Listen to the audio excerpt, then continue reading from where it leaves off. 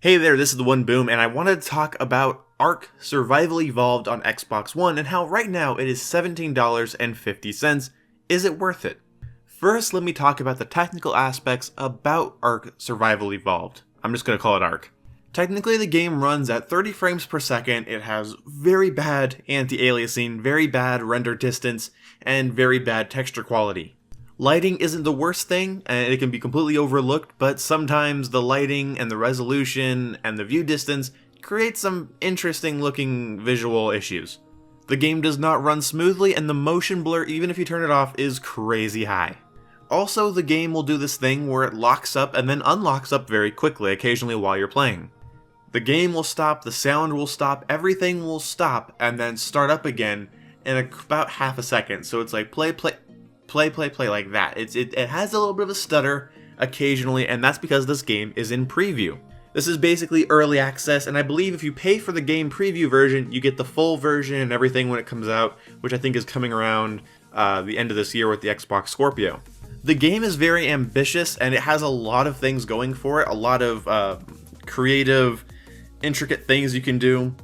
And it will run better on a faster console, and I think it'll run better after they optimize it over the next couple of months. Next, I want to talk about its fun factor. Now, its fun factor for me comes from the gathering of items and the crafting of other items with the items you gathered. So basically, looking for materials, using them to build stuff.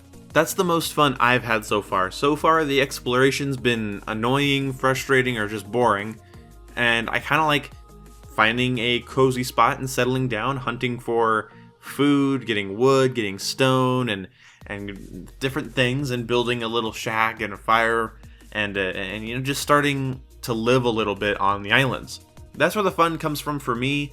Now I guess I'll talk about the combat real fast. The combat is shaky at best. You don't really know if you're gonna hit what you're aiming at a lot of the times. It feels a little bit janky, very unfinished. Again, the game is unfinished, so you don't need to remind me of that. So the combat's a little bit silly, especially when doing PvP stuff. Sometimes it feels like you should be hitting somebody, but you're not, or that they shouldn't have hit you. And sometimes that's lag, and sometimes, again, the game is just crazy amounts of unfinished right now. Also, I think a lot of the dinosaurs and creatures just have a little too much health. Even ones that are your level seem to take forever to kill, and I really don't like that about this game. This game doesn't really feel that realistic, even though it's kind of trying to, down to the point where it's like, okay, you're overheated, you're too cold, you need to eat, you need to drink, you're too exhausted. But then again, it also plays like an RPG, and it's very, very arcadey. It's not a bad mix, and I'm not really complaining. I feel like the dinosaurs take too long to kill, and if you're playing solo, it can be just mind-numbing trying to get just a simple crocodile, supersized crocodile, out of your shit, as you can see here in the gameplay. Online functionality is the next thing I'm going to talk about, and that is that it has this weird thing. You can run a server off your Xbox, but you can't play on it from that same Xbox. You have to connect to that server from a different Xbox or from a computer, I believe. You can run a host off of your network. So like instead of just like controlling a dedicated server, you're just, basically hosting a private match like you would on any other like first-person shooter or Minecraft. And you can change settings, pretty detailed, very detailed settings, change all of those. You can make things have lower health or greater health. It kind of feels like cheats, to be honest. You can make it so you level up really fast, you have a lot of damage resistance, everything else just dies around you.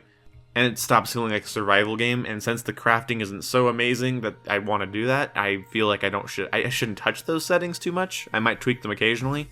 But the thing is when you are hosting a match for your friends, they can't go more than 200 or 2,000, I think it's like 2,000 meters away from you. Otherwise they get pulled towards you. Basically you create this barrier wall around you and they can't leave that area, and I think they're going to remove that and fix that. But it's really frustrating. So if you wanted to play with your friends and have one of you go out and have like a rival island and fight each other, it really won't work out that well. The next thing I'll talk about is character customization. Character customization's okay. You can change how tall you are, how big your arms are, how long they are, how big your legs are, how big your feet are, how skinny or fat you are, what color your skin is, your eyes and your hair. But you can't change your hair type or anything about your face. You can't mold your face like in GTA or in Sims, so if you want the game to have a character that looks like you, you're kind of out of luck. Also, the game's intricacy is prominent. You can really tell that there's things to work towards. I mean, you can eventually start building weapons and everything from a bow and arrow to a gun and a refrigerator and like armor. It gets complicated. And I think they recently added some power armor, and that's something I want to talk about, is there's a lot of science fiction tied in with this, with obelisks and little ships that come down with things for you. You can turn those off. I don't think you can turn off the big obelisk towers, but it does kind of make it feel more sci-fi-ish than it needs to. And I kind of don't like that. I wish it was just more simple survival, but they are trying to stand out, and I can't knock them for trying to be unique, even if I'm not a huge fan of how. Biggest pet peeve with the game is not really on a technical level or anything like that. I could use some better character customization. I could use some better console optimization and the hardware optimization, but for the most part, my problem is that they're offering you a $15 DLC. The game is unfinished and the game is in preview, but it still thinks that you'll pay $15 for a DLC.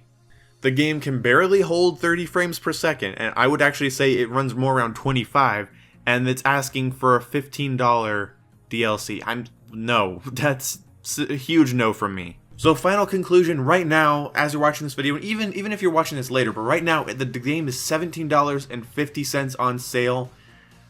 I think the game in its current state should be $15 or even $10, $12, $13, anything 15 and below. It is crazy amounts of unfinished, and I felt like I got a little ripped off 1750 style. There are finished survival games on Xbox. They're not great, but there's like 7 Days to Die is one I can think of that's $30, and it's finished. And they're still just adding stuff to it for fun. So the idea of spending $17 on sale, I mean, this game's not on sale, it's going to be like 35 bucks again.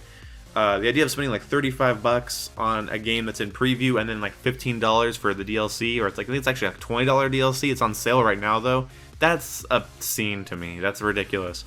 So I would say this game is worth $17 if you have other friends that are buying it and they are willing to play it with you. If you have like 2 other friends at least that like survival games like Minecraft or other like Rust or something, and you like those kind of games, then yes, you guys will enjoy it. If you just want a survival game to play by yourself, I would look for something else. I can't tell you exactly what, but I would look for something else.